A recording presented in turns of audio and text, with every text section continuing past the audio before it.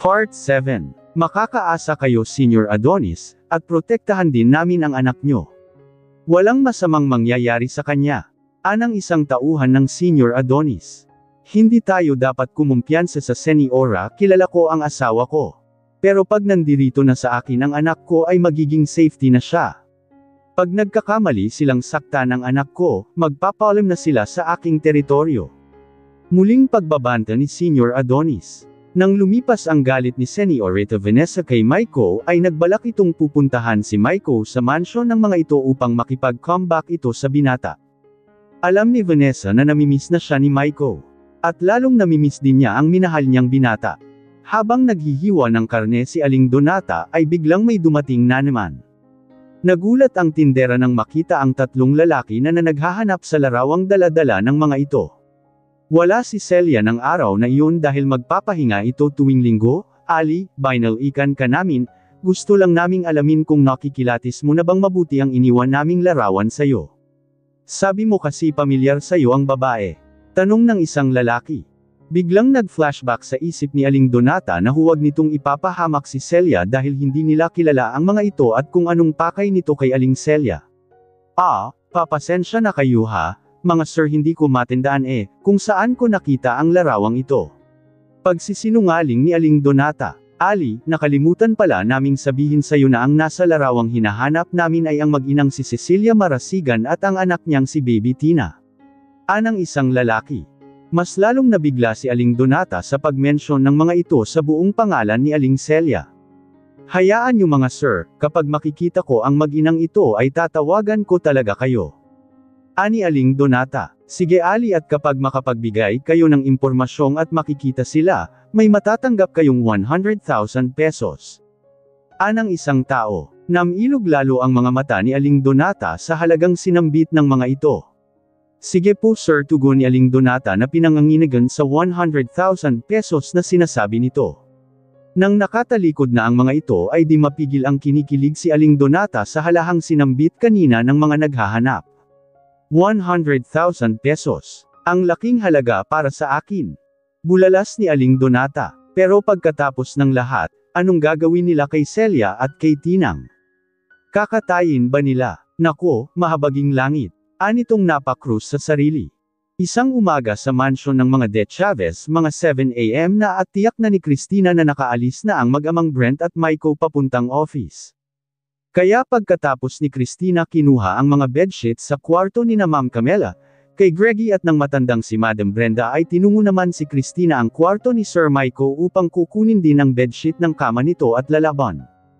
Hindi na siya kumatok pa at tuloy-tuloy na pumasok dahil nag-akala na talaga siyang nakaalis na ang binatang among mga oras na iyon.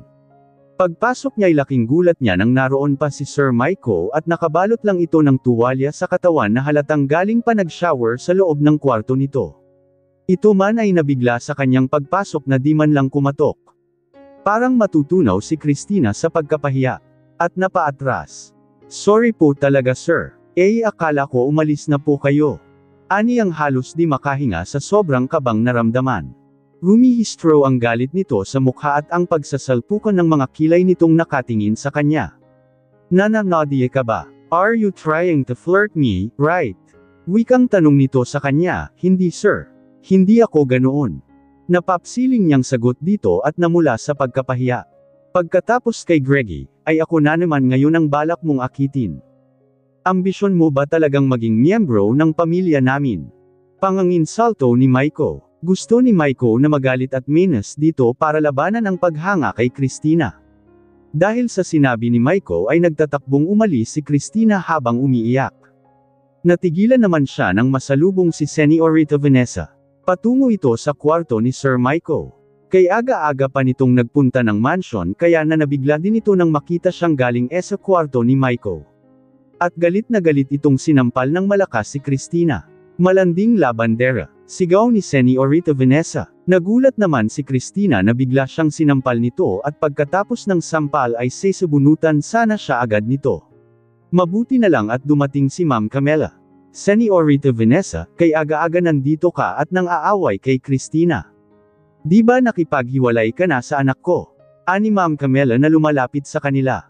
Nagpalipat-lipat ang tingin nito kay Christina at sa Senyorita. Kaagad namang pilit na ngumiti si Vanessa. Hi tita, good morning. Nandito kasi ako dahil makikipag-comeback kay Maiko, kaya lang nahuli ko itong asungot niyong labandera na galing sa kwarto ni Maiko. Nagbago na pala ang taste ni Maiko sa isang babae, gusto na niya ang babaeng labandera ngayon na pataas ang kilay na sabi ni Senyorita Vanessa. Kasi po ma'am, nasasanay kasi akong sa ganitong oras nakaalis na si Sir Maiko kaya pumasok akong di man lang kumatok. Pagpasok ko ay nandyan pa pala si Sir Maiko. Kukunin ko lang naman sana ang bedsheet ng kama niya upang lalaban. Mahabang paliwanag ni Christina na nakayuko at napahawak sa mukhang na sample ni Senyorita Vanessa. Alam ko Christina, kaya di ka na dapat magpaliwanag pala. Naiintindihan kita. Ani Ma'am Camela na naaawa kay Christina. Naiinis si Vanessa sa pagtatanggol lagi ng ina ni Maiko sa labandera ng mga ito. Nakita ni Vanessa na parang matatalbagan siya sa ganda ng labandera kaya din ito naiwasang magseselos nang makitang mula ito sa kwarto ni Maiko. But tita, hayaan niyo muna akong sabihin ito kay Christina. Ani Vanessa at muling hinarap at tiningnan si Christina. Hoy Christina, huwag kang magkamaling magkagusto kay Maiko dahil alam mo nang hindi ka nababagay sa kanya. Para ka lang asong tumatahol sa buwan na kahit kailan ay di mo ito kayang abutin. I will remind you, langit si Maiko, at lupa ka lang. Muling sanggal ng Senyorita. Tama na Vanessa, galit na saway ni Camela sa mapanlate na Senyorita. At si Christina ay tanging luha lang ang isinasagot sa mga masasakit na salita sa kanya ni Senyorita Vanessa. Sige na Christina, bumalik ka na sa trabaho mo, at makikipag-usap pa ako sa kanya. Tiimbagang nawika ni Ma'am Camela sa kanya. Dati lang din kasi itong mahirap kaya nasasaktan ito kapag inaapi ang isang katulad ni Christina. Lumuluha pa ring tumanggaw si Christina kay Ma'am Camela at agad na umalis. Sa inis ni Camela ay naprangka nito si Vanessa na hindi nito nagustuhan ang ugali nito para maging alasawa ng anak na si Maiko. Subalit patuloy parent si Vanessa na pinuntahan si Maiko sa kwarto nito at naabutan ito ng Senyorita na nakabihis na at ready na sa office. Niyakap ni Vanessa ang binata at hinalikan nito saglit sa labi. Did you miss me sweetheart? Tanong pa ni Senyorita Vanessa. Hinalas ni Maiko ang pagkakayakap nito sa kanya. Hey, Mike Anthony, nandito ako upang i-settle ang relationship natin. Sorry sa biglaang desisyon kung makipaghiwalay sa'yo. Na-realized kung hindi pwedeng mawala ka sa buhay ko. I can't live without you sweetheart. I miss you so much. Wika ni Vanessa sa binata. Sorry, sambit ni Maiko, what do you mean? Nagbabantasong galit na tanong ni Vanessa. Tapos na tayo Vanessa, at ayoko nang mag-adjust mal sa ugali mo. Sagot ni Maiko at prangka dito. Isang malakas na sampal ang ibinigay ni Vanessa J. Maiko. You're mine. At hindi ako papayag na mawawala ka. Malakas ang boses na sanggal ni Vanessa. Si Aling Donata naman ay hindi nakatulog na nag-iisip sa 100,000 pesos na ibibigay sa kanya ng tatlong tao kapag makikita at maituturo niya winang hinahanap ng mga ito. Napag-isip-isip niya kung bakit kaya hinahanap ng mga ito si Celia. At bakit ganoon kalaking halaga ang ibibigay sa kanya kung sakaling maituro niya ang mag-ina. Dahil natatakam si Aling Donata sa perang iniisip ay nagpasya siyang tawagan na lang ang mga taong naghahanap sa mag-ina. Hello sir, si Aling Donata po ito. Ihahanda niyo na ang 100,000 pesos dahil sasabihin ko na at ituturo kung nasaan ang mag-inang hinahanap niyo. Nanginginig pa ang boses na wika ni Aling Donata. Sana walang masamang mangyari kay Celia at ng anak nitong si Christina.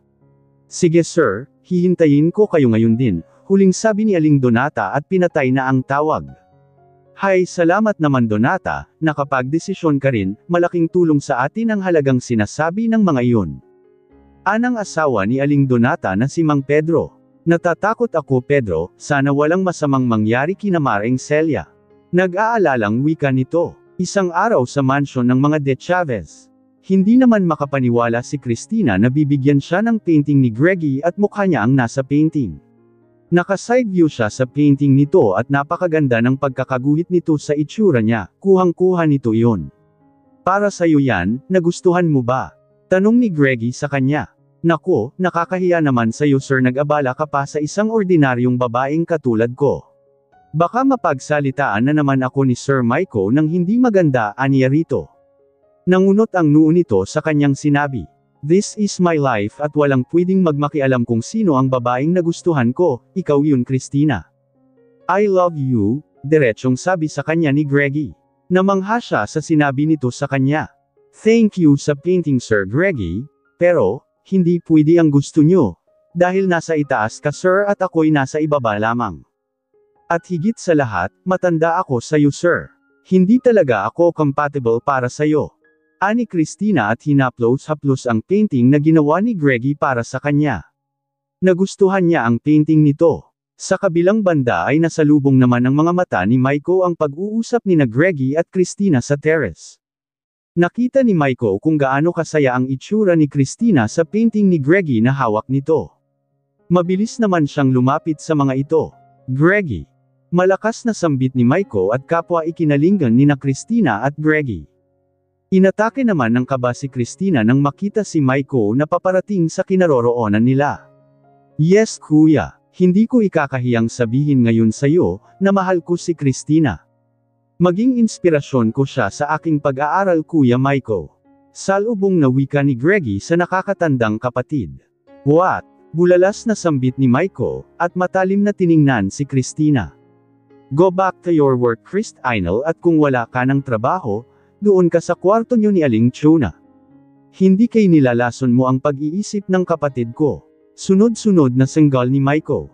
Naiwan naman ang painting at tumakbong paalis si Christina, pinulot naman ito ni Maiko at tiningnan.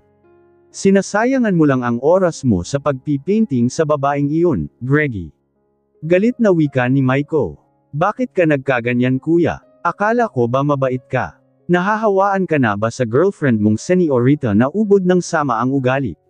Di napigil ang wika at tanong ni Greggy. Naningkit ang mga mata ni Maiko sa galit. Ito ang unang beses na sumagot ka sa akin Greggy, bad influence talaga sa'yo ang labandere nating yun. Aatupagin mo ang pag-aaral mo, mataas pa ang lalakbayin mo Greggy. Ani Maiko, at bitbit ang painting ay tumalikod na ito. Ang painting kuya, akin na. Kay Christina yan nagustuhan niya yan. Tawag pa ni Greggy. Ngunit di nakinig pa si Maiko. Hindi pa nakantento si Sir Maiko. Pinuntahan pa nito si Christina sa kwarto nito at ni Aling Chona. Nabigla si Christina nang mapagbuksan si Sir Maiko, wala pa naman si Aling Chona roon at siya lang ang nag-iisa. Sir, bakit po? Pinanganginig ang tanong niya rito. Bakit ba si Greggy ang gusto mo? Ayaw mo ba sa panganay at gusto mo talaga sa bunso? Bakit di na lang ako ang aakitin mo Christina? Maawa ka naman sa kapatid ko, bata pa kasi siya. Sabi nitong nanganginsalto na naman at matiim siyang tinitigan. Parang di na mapigilan ni Christina ang galit niya sa laging panganginsalto ni Sir Maiko sa kanya. Hindi ako ganoong klaseng babae, na nang aakit at lumalandi sir kahit ganito lang ako, tama na po. Masyado na kayong nananakit ng damdamin ko. Umilyak na wika ni Christina. Wow, bumasagot ka na ngayon. Ang lakas ng loob mong sagutin ako ng ganyan.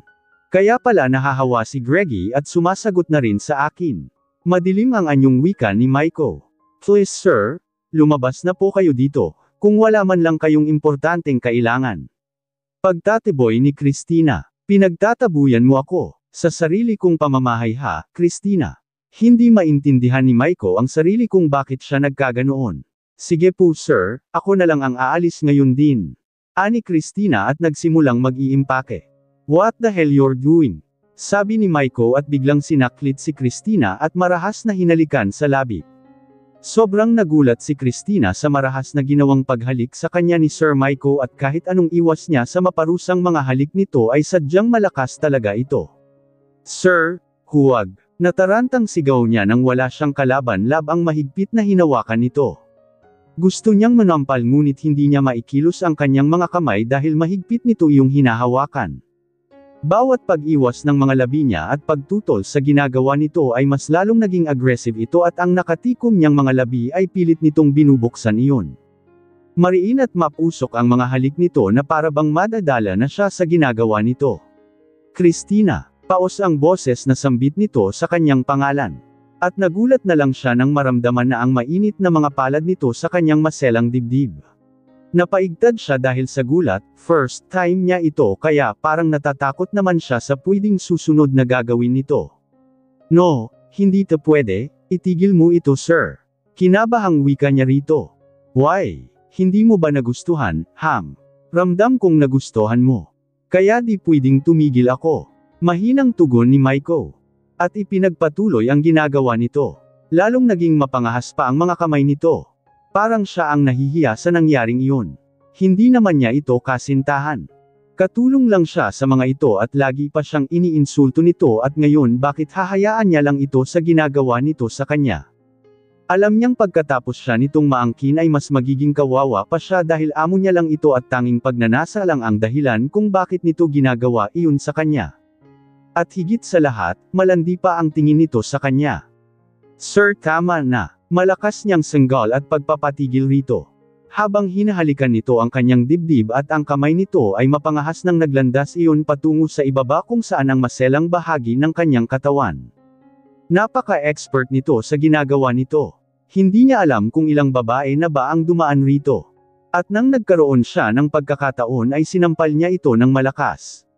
Natigilan naman ito at gulat na napatingin sa kanya. Napakabana ng tingin mo sa pagkakabay ko sir. Sumusobra na kayo. Umiiyak na senggal muli ni Christina rito. Shit. Pero gusto mo ang ginagawa ko. Inis na wika ni Maiko. Hindi na tumugon pa si Christina kundi iyak na lamang siya ng mga sandaling iyon. Manatili ka dito Christina, naiintindihan mo. Dito ka lang. Ani Maiko at agad sing iniwan at lumabas na ito ng kwarto. Kinabukasan. Akala ni Maiko na hindi tuluyang umalis si Christina kaya kinabukasan ay nalalaman na lamang niyang umalis na nga ito. Hinding-hindi niya makakalimutan kung gaano katamis itong Holcon. At hindi niya maintindihan ang sarili, gusto niyang angkinin ito ng lubusan. Nahihibang nangga siguro siya. Talaga bang tuluyang nagkakagusto na siya sa labandere nila? Pabalaykan mo dito si Christina Aling Chona, kailangan kong mag-apologize sa kanya. Bakit mo ba hinayaang umalis siya? Sisipa ni Maiko sa mayordoma. Sorry sir, ayaw niyang magpapigil sagot ni Aling Chona. Hindi ako matatahimik, hanggat hindi siya babalik dito Aling Chona. Ani Maiko. At nagdududa na ang mga matang tiningnan nito ng mayordoma. Nagkalayakan sina Aling Celia at ang anak na si Christina nang sabihin ni Christina ang mga nangyayari sa pagtatrabaho niya sa mga De Chavez. Kawawa ka naman anak. Sana umuwi ka kaagad, ani Aling Celia sa anak. Nakakayanan ko pa kasi nay at ayoko nang bumalik pa doon nay. Natatakot akong tuluyang magkagusto kay Sir Maiko. Pagtatapat ni Christina. Natigilan naman si Aling Celia. Anong sabi mo? Gulat na tanong nito. Oo nay, parang nagkagusto ako kay Sir Maiko. At iyon ang hindi pwede, ang baba ng tingin niya sa akin. Ani Christina. At pinahid ang huling likidong tumulo sa mga mata. Natigil naman ang pag-uusap nila nang may biglang kumatok. Binuksan naman iyon ni Aling Celia at naiwan saglit si Christina. Kayo ho ba si Cecilia Marasigan? Nandito kami para sunduin kayo ng anak mo ngayon din, sumama kayo sa amin. Anang taong nakikita at naghahanap sa kanila doon sa palengke. Nagulat si Celia at napasigaw. Hindil, sigaw ni Aling Celia. Narinig naman ni Christina ang sigaw ng ina kaya pinuntahan niya agad ito sa may pintuan. Ganoon na lamang ang gulat niya nang makitang hinuli ito ng dalawang tao at nang makita siya ng mga ito ay madali din siyang hiniblot ng dalawang kasamahan ng mga ito. Tulong! Sigaw ni Christina. Nakikita ng mga kapitbahay ang pagkidnap sa mag-inang Celia at Christina. Kung paano ang mga ito isinakay sa isang maganda at magarang kotse. Si Aling Celia at Christina naman ay nagmamakaawa sa mga kumuha sa kanila habang sakay sila sa sasakyang ng mga ito. Maawa po kayo sa amin. Anong sadya nyo? Bakit kinidnap nyo po kami? Tandang padamdam. Umiiyak na wika ni Christina. Nako, pasensya ka na senyorita, dahil sa pag-uunahan naming mga tauhan ng senior, ay napuwersa namin agad kayong sumama ng ina mo. Aagawin ka kasi sa amin para sila ang magkakapera. Tuldok. Anang isang lalaki. Nalilitong tiningnan ni Celia at Christina ang nagsalita. Anong nagpaunahan? At bakit tinawag mong senyorita ang anak ko? Maang natanong ni Aling Celia. Mas lalong kinabahan si Christina. Baka napagkamalan lang siya ng mga ito. Nagkakamali po siguro kayo. Hindi po ako isang senyorita. Bahay ko yung pinuntahan nyo. Napagkamalan nyo lang po ako. Wala kayong perang makukuha. Ahirap lamang kami, hindi po ako mayaman at isang senyorita. Ibalik nyo po kami ng nanay ko. Sunod-sunod na sigaw ni Christina na kitang-kita sa mukha ang sobrang takot ng mga oras na iyon. Hindi pwede, ilang buwan din kaming naghahanap sa inyo senyorita. At 6 milyon pesos po kasi ang gantimpalang ibibigay ni Senyor, kapag makikita po namin kayo. Hindi kami nagkakamal, kayo talaga ang hinahanap namin. Sagot ng isa pang tao. Nagkatinginan sina Aling Celia at Christina ngunit si Aling Celia ay biglang may naiisip ang ama ni Christina na isang half Spain. At dati niyang amo at nagiging una at huling lover niya ito sa buhay. Hello, Panipi. Mahina ngunit masiglang sagot ni Senyor Adonis. Ang kanyang tauhan iyon. At ibinalita nitong natatagpuan na daw ng mga ito ang kanyang anak at ang ina nito. Sige, idiretso niyo ang anak ko sa bahay na sinasabi ko sa inyo na hinanda ko sa kanila. Ay sekreto ko munang nahahanap ko na ang anak ko. Sige, pupunta na rin ako doon. Ani Senyor Adonis at pinatay agad ang tawag. Hindi muna ipapaalam ni Senyor Adonis na nakikita na niya ang kanyang Unica Hilja. Dadalhin muna niya ito sa Espanya dahil gusto itong makikita ng grandparent nito. Excited si Senyor Adonis na nagbihis para pupunta na sa bahay kung saan niya ipinadiretso ang anak at ang ina nito. Makikita na niya ang kanyang anak na ilang taong nalalayo sa kanyang isang maayos at magandang bahay ang dinalhan sa kanila at peaceful din ang lugar nito. Sige, maupo muna kayo, habang hinihintay natin ang iyong ama senyorita na paparating na. Anang isang tauhan ni Senyor habang ang dalawa ay nanatiling tahimik lang. Ama, naitanong ni Christina at nalilito sa laging pagtawag ng mga ito ng senyorita sa kanya. Napatingin si Celia sa anak. Alam na nito na ang dating amo niya ang siyang nagpapadukot sa kanila. Ang nagpapakuha at nagpapahanap sa kanila ay ang tunay na ama ng kanyang anak na si Christina. Anak, ilinawin ko na lang sa'yo lahat. Wala pala tayong dapat ikatakot. Ani Aling Celia, bakit po nay? Tanong ni Christina na di parent maintindihan ang lahat. Anak, Christina, ang ama mo ngayon ang nagpapakuha sa atin. Makikita mo na ngayon ang tunay mong ama, patawarin mo sana ako. Hindi ko ito sinabi sa'yo. Ang dati kong amo ay ang iyong tunay na ama. Nahihiya akong sabihin ito sa'yo, dahil minsan ay naging kabit ako ng aking amo. Siya si Senyor Adonis Altaverano, tuluyang umiiyak na pagtatapat ng kanyang ina. Manghang napatitig lang si Christina sa kanyang ina at di makapaniwala. Samantalang kumalat naman ang balitang pagkidnap ni Aling Celia at Christina sa mismong bahay ng mga ito. At nabalitaan iyon ni Aling Chona at si Aling Chona naman ang nakapagsalita sa mga De Chavez sa nangyayari kay Christina at sa ina nito. Hindi to pwede mama, kailangang mahanap ang kumidnap kay Christina at sa nanay nito. Ipapaalam ko ito sa mga pulis ngayon din. Sabi ni Maiko at kinabahan naman para kay Christina. At sobrang nag-alala din siya para din kay Christina. Bakit ba kasi umalis si Christina dito sa Mansion Iho?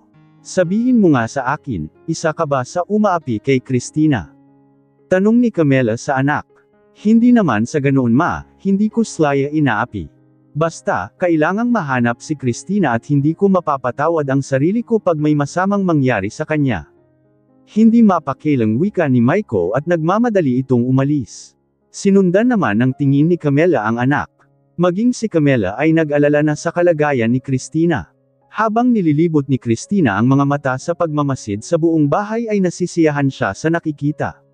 Puro antik at mga mamahaling gamit ang kanyang nakikita. Anak, ang bahay nato ay wala lang sa kalingkingan ng mansyon ng iyong ama kung saan ako dati nagtatrabaho. Ani Celia nang mapansin si Christina na humanga sa malaking bahay na kinaroroonan nila. Hindi makapaniwala si Christina na tumingin sa ina. Ganoon kayaman ang papa ko. Samantalang ilang taon akong naghihirap nay. Ani Christina na tuluyang umiiyak. Sorry anak, natatakot kasi ako sa asawa ng papa mo. 2 taon ka pa noong sinaktan niya ako at pinalayas tayo. Wala ang papa mo kaya nagawa niya ang lahat na pananakit sa akin. Galit na galit siya nang nalamang si Senyor Adonis ang ama mo. Tuldok. Ani Celia na umiiyak na rin, kahit nanay, karapatan ko paring malaman ang lahat. Patuloy na humihikbing wika ni Christina. Natigil ang pag-uusap at pag-iiyakan ng mag-ina nang may biglang kotseng dumating. Nakita nila na unang lumabas ang driver at pagkatapos ay pinagbuksan nito ang among kasama. Isang may edad na lalaki ang nakikita ni Christina. Matangkad, gwapo at mestizo. "Señorita, nandito na ang iyong PayPal," anang isang lalaki. Señorita ang tawag sa kanya ng mga ito, hindi ba siya nanaginip man lang? Ani Christina sa sarili at tinitigan ang paparating na pumasok na ama sa bahay na kinaroroonan nila. "Magandang hapon Senior Adonis Altaverano," salubong na bati ng tatlo. May dala-dala itong attached case na ang laman ay pera na naghalagang 6 million pesos. "Magandang hapon naman," sabi nito, at kaagad napatingin sa kanilang mag-ina ito. Hindi malalaman ni Christina ang gagawin. "Senior Adonis. Magandang hapon po." Si Aling Celia iyon at tila nahihiya sa dating among karelasyon. "Magandang hapon po sa iyo, Senyor," nauutol na bati ni Christina sa tunay na ama. Daddy ang itatawag mo sa akin iha, ako ang iyong ama at ikaw ay ang nag-isa kong anak. At nag-isang heredera. Salamat nakita. Umilyak ang ama na Senyor na wika sa kanya. "Daddy," aniya at di talaga siya nito at hindi makapaniwala. Hindi siya nanaginip, totoo ang lahat ng ito. Sinugod niya ng yakap ang ama ng mahigpit at di napipigilan ang kanyang paghalhol ng iyak na yakap-yakap ito. Niyakap din siya ng ama at umiyak din itong hinaplos halos ang mahaba niyang buhok. "Anak talaga kita, manang-mana ka sa akin," sambit at bulalas ni Senior Adonis. "Celia, mula ngayon, ayokong malayo kayo ng anak ko sa akin. Was planning to file divorce of my wife, para pakasalan ka," ani Senior Adonis, at natigilan naman si Aling Celia. Siya daw ay pakakasalan ng dati niyang amo. "Pero Senyor, may anak na ako, kayo na lang ng asawa mo." "At bakit sabi mo nag-iisa lang si Christina?" tanong ni Celia. "Niloloko ako ng Senyora, hindi ko pala totoong anak ang kinikilala kong anak," sagot ni Senior Adonis. Doon matulog si Senior Adonis sa isa sa mga nabibili nitong bahay kung saan naroon ang kanyang anak na matagal niyang ipinahanap noon pa man. Madali namang nagiging closed sina Christina at ang ama nito habang nag-uusap. Ikinwento lahat ni Christina sa ama ang mga pinagdaanang kahirapan sa buhay. "Ibaon mo na sa limot ang mga nararanasan mo anak, dahil ngayon, nasa sayo na ang lahat na karangyan. At hindi na sila basta-bastang makakapanakit sayo. At pagkatapos kitang dalhin sa Spain, pag-uwi natin dito sa Pilipinas ay ipapaschedule ko agad ang malaking okasyon o paghahanda sa mansion, dahil ipakilala kita sa buong mundo na ikaw ay ang aking anak at nag-iisang tagapagmana. Ikaw ang aking unica hija at ang Señorita na matagal nang nahiwalay sa akin," ani Senior Adonis. Bigla na lang siyang napahikbi na di mapipigilan. "Don't cry hija, ipatutorial kita para marunong kang kumilos sa pangmayayaman na kilos at bilang pagiging lisang Señorita. At pagkatapos, babalik ka sa pag-aaral. Kukuha tayo ng private teacher para sayo," muling wika ni Senior Adonis. "Salamat po Dad, hindi ko talaga inaasahan ang lahat ng ito," patuloy na sabi niya dito. Niyakap siya ng ama. "Sorry anak, lumaki ka na wala ako sa tabi mo. Babawi ako sa mga years na hindi tayo nagkakasama," sabi ni Senior Adonis samantalang sa mansion ng mga De Chavez. Tahimik na pinagmamasdan ni Maiko ang hardin. Nasa ikalawang palapag na naman siya ng mansion sa ibabaw terrace nito. Bawat sulok ng hardin ay nai-imagine peren niyang naroon si Christina na laging tumutulong sa hardinero. Bakit ganoon siya kaapektado na wala na si Christina sa mansion? Bakit ganoon na lang ang pag-alala niya ngayon na wala pa ring balita sa pagkidnap nito at ng ina nito isang linggo na ang nakaraan? Ipinahamak niya ang mag-ina sa mga polis pero hanggang ngayon ay wala pa ring balita. "Oh no, I missed her so much," yusel ni Maiko sa sarili. At muling kinuha ang cellphone at tumawag sa mga polis kung ano na ang balita. Napansin ni Greggy ang kuya niyang si Maiko na sobrang nag-alala kung saan na si Christina at ang ina nito. Maging siya man ay nag-alala ng sobra kay Christina kung nasaan na ito ngayon at ang ina nito. Nilapitan ni Greggy ang kuya nang makitang pinatay na nito ang tawag mula sa mga polis. "Kumusta kuya? May balita na ba kay Christina at sa nanay niya?"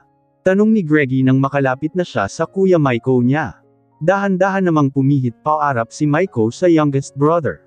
Nag-alala ka ba kay Christina? Tanong ni Maiko imbis sasagutin nito ang tanong ng youngest brother na si Greggy. Lumungkot bigla ang mukha ni Greggy at ibinaling sa ibang direksyon ang mga mata at nakatanaw sa malayo. Siyempre, I love her kuya. Bakit ka ba kasi nagalit ka sa kanya? Tingnan mo, umalis tuloy siya dito. Ako naman ang kusang lumalapit kay Christina eh. Alam mo, nagdududa na rin ako sa'yo kuya, obviously, namimiss mo rin si Christina. Di napigil ang wika ni Greggy at tiningnan ang kuya sa mga mata nito.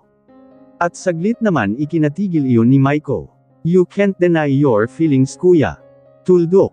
Dugtong agad ni Greggy. Natawa naman si Maiko nang makabawi ito. Ano, kamu? Pinagdududahan mo akong may feelings din kay Christina tulad mo. Greggy naman, nag-o-overthink ka, ata. Labandera natin si Christina, kaya natural lang na mag-alala tayo sa sitwasyon nila ng nanay niya ngayon. At natural lang na tutulong ako, o tayong lahat na mahahanap ang mag-inang kinidnap ng mga hindi nakikilalang tao. Tuldok. Mahabang wika ni Maiko sa kapatid. Well, tatandaan ko yan kuya ha. Christina is mine, so, deal. Sabi ni Greggy na napatitig ng maigi sa nakaktandang kapatid. Oh, but you're so young Greggy. Study first muna bago ang mga bagay na iyan, okay. Tila naiinis na wika ni Maiko at tinalikuran kaagad ang kapatid. Sinundan na lang ito ng tingin ni Greggy. Magkasabay na nag-lunch ang buong pamilya de Chavez at si Christina lang at ang ina nito ang topic ng mga ito. Nalinis ang mga de Chavez sa mga polis dahil parang binaliwala lang ng mga ito ang pagkidnap ng mag-inang Christina at aling Celia kahit sila na mismo ang nagpapahanap. Ang di alam ng mga de Chavez ay alam na ng mga polis na nasa mabuting kalagayan ang mag-ina at dahil utos ni Senior Adonis na huwag ipagkakalat ito. At sinunod ito ng mga kapulisan. At sa malapalasyong mansyon naman ng mga Altaverano ay nagtataka si Señora Margarita kung bakit bigla na lang nagdesisyon ang asawang si Senior Adonis na magbakasyon ito sa Spain. Bakit ba bigla ka na lang magbabakasyon sa Spain? Tanong ni Señora Margarita rito. Bakit Margarita? Hindi pa pwede. Balik tanong naman dito ni Senior Adonis. Dad, sasama ako doon. Namimiss ko na ang grandma at grandpa ko. Biglang sabad ni Señorita Vanessa na sa likuran na pala nila ito. But almost isang week lang ako doon. Dahil mamimiss ko si Mike Anthony. Hindi pa kasi kami nagkaayos. Dagdag na wika ni Señorita Vanessa. Hindi ka pwedeng sumama Vanessa. Nasa Syria lang ang bakasyon at pagpapahinga ko doon kapag kasama ka. Lagi ka na lang nagbabakasyon kung saan-saan. Kaya ngayon, dito ka lang, in Chindes. Matigas ang salitang wika ni Senior Adonis dito. Daddy, parang hindi ka naman nasanay sa Unica Hilje mo. Magtatampo ako pag di mo ako pagbibigyan. Ani Vanessa na tumaas ang boses. Halata ba man ang pagkairita sa itsura ni Senior Adonis na tiningnan si Margarita. Margarita, alam mo na ang gagawin mo. Baka di pa ako makapagpipigil. Ani Senior Adonis na nagbabanta ang mga tingin kay Margarita. Nagmamadali naman si Señora Margarita na hinayla ang anak na si Vanessa palayo para kausapin ito. Habang nagkakape si Senior Adonis ay napagtuunan naman nito ng pansin ang bagong dyaryo sa harap nito.